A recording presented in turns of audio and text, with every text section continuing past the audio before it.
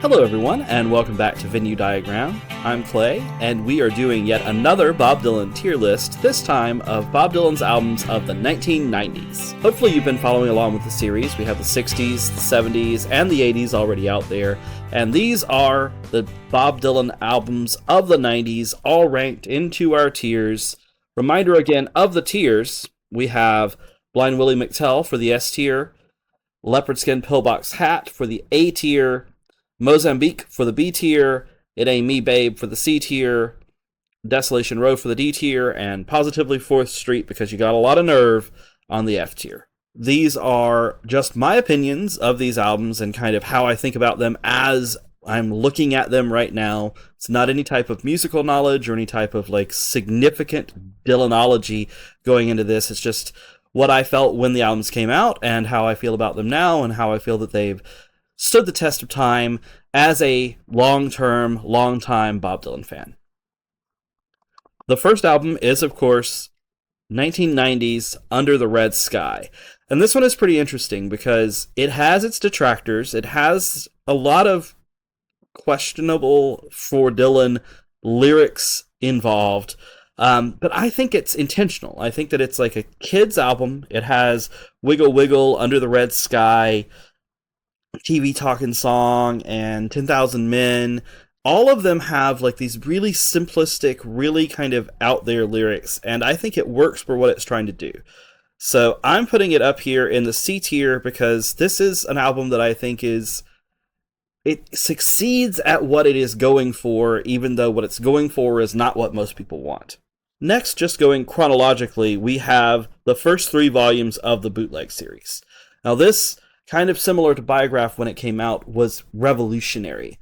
It was all of these songs and takes and Dylan material that had been available on bootlegs but had not been available to the general public who were not following along and getting all of that stuff. And these are mostly essential tracks because this was the first one, right? They combed through and they took a bunch of things, mostly from the earlier periods, but the 3 album set has just some incredible stuff on it, and then some incredible stuff that a lot of people had not heard before. And considering that my S tier is called Blind Willie McTell, and that this is where the general public would have gotten their exposure to Blind Willie McTell, I have to put it in the S tier. Next up, we have the 2 acoustic return albums, the covers of folk songs, Dylan kind of going back to that unexpected version of himself where he has been going in this 80s era for this entire time. He's been going in a particular direction, and this really starts the kind of Americana version of Dylan that is still the Dylan that we have today. Time of recording 2025. Of these 2 albums, my least favorite is Good As I've Been to You, but I think it's a solid album. It has some great interpretations of some folk songs on it. Frankie and Albert here, Jim Jones, Blackjack Davy, Sitting on Top of the World, Froggy Went A-Courtin', which is the last song on the album, I really like, and I really like this version of that song. I think that it's just a really strong attempt to redefine what these songs are like in this early 90s era through Dylan's lens. And so I'm putting Good As I've Been to You in the B tier. So now we come to 1993. That was 1992. We come to the second of these 2 Dylan folk albums. And this one is World Gone Wrong, which is my favorite of the 2. And I really like both the songs on here and the interpretations of these songs that Dylan has done. I'm putting it in the A tier. World Gone Wrong itself is just really, really good. The thing about these that I really like is that they're darker. They have a whole lot more stuff happening here. Stack of Lee's good, Delia, World Gone Wrong, Blood in My Eyes, Broke Down Engine. It's just a really good interpretation and a much darker, Good As I've Been to You is almost a companion piece to Under the Red Sky as far as a children's songs, whereas World Gone Wrong is more of what is it about these songs that draws you in as like a Dylan fan with some of the more complicated things that are happening with the lyrics and the interpretations, and the entire thing is very moody. So I'm putting it in the A tier. Leopard Skin Pillbox Hat, I really enjoy it. It's almost an S tier for me. I really love this album. Next up, we have MTV Unplugged from 1995.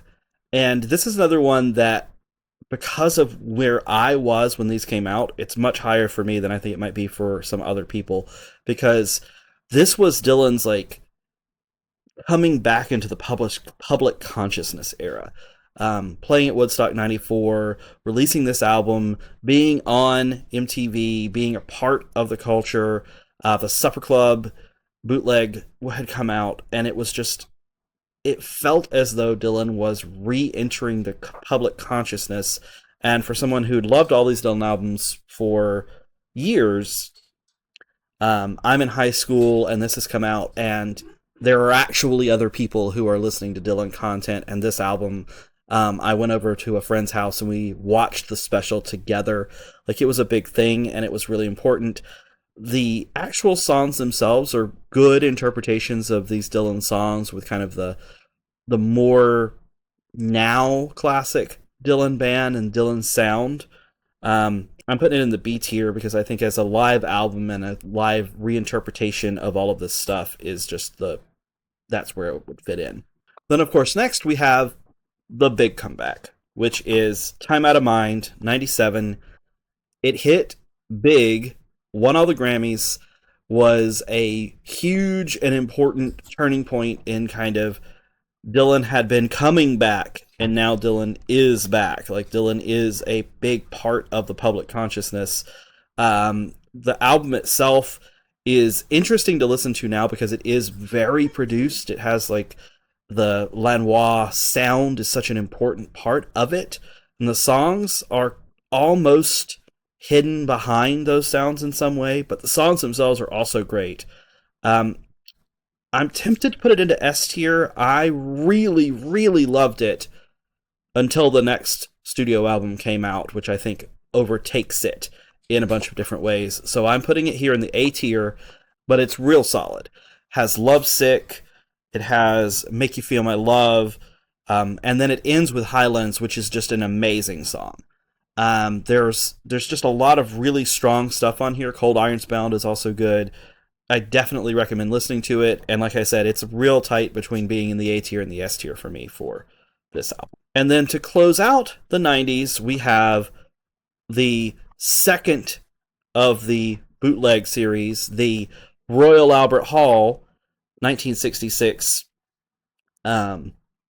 concert. This is the classic Judas concert. It wasn't actually at Royal Albert Hall, but it is one of the seminal parts of Dylan mythology and has these just absolutely fantastic versions of these songs, and everything about it is kind of completely essential and definitely S tier. So it certainly isn't part of the 90s like exploration, because now the bootleg series are going to be going backwards and picking up things from earlier in these earlier eras, and so that's why several other tier lists rank them separately. But I'm trying to rank everything as it came out, as it felt as it was coming out, and this was just yet another step in that Dylan feeling a big part of the culture again, that this was the bootleg series that came out. I mean, I was in college at this point, and my friends who were into this type of stuff, a lot of my friends were definitely not, but my friends who were into this type of stuff all love this album. So it certainly is essential, and it's certainly at the top of the bootleg series albums, and that makes it at the top of Dylan overall. And I think that closes us out for the 90s here on the Dylan tier ranking on Venue Diagram. Thank you again, everyone, for watching, for listening, for commenting down below, telling me how I'm wrong, telling me how you should never rank these things, that it diminishes the art. I totally understand those things. I just think that you don't rank things and then it becomes ranked. You know how you feel about something and you want to tell people about it, and that's what the idea of this is. I'm not saying this is how this has to be or this makes it lesser than in any way. It's what I like better and what I dislike more. So thank you everyone for watching, and thank you for sharing the channel, and we'll see you next time.